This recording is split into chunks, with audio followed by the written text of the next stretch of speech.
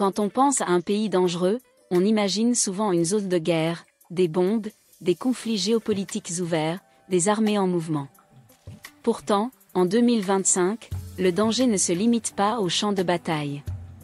De nombreux pays vivent dans une paix apparente, mais sont minés par une insécurité quotidienne intense, que ce soit à travers des taux de criminalité alarmants, des violences de rue, une instabilité politique chronique, ou encore des réseaux de criminalité organisée puissants.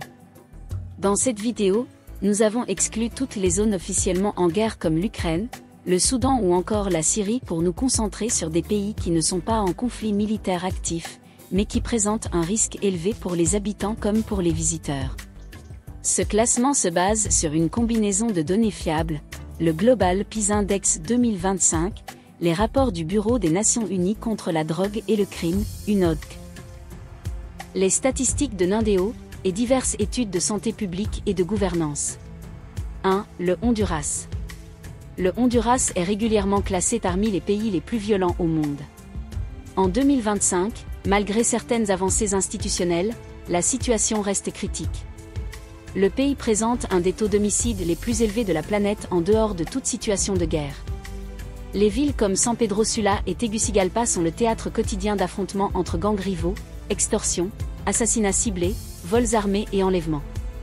Le pays est marqué par la présence de maras, ces gangs ultra-violents qui contrôlent quartiers entiers, routes et même certaines prisons. Ces organisations criminelles ne se contentent plus de s'attaquer entre elles, elles infiltrent les institutions, manipulent l'économie locale, et font régner la terreur sur la population.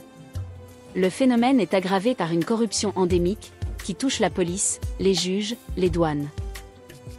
Un citoyen ou un touriste victime d'un crime a très peu de chances d'obtenir justice, impunité, lenteur des procédures, et parfois même implication directe de membres des forces de l'ordre. 2. L'Afrique du Sud. À première vue, l'Afrique du Sud n'a rien d'un pays en crise.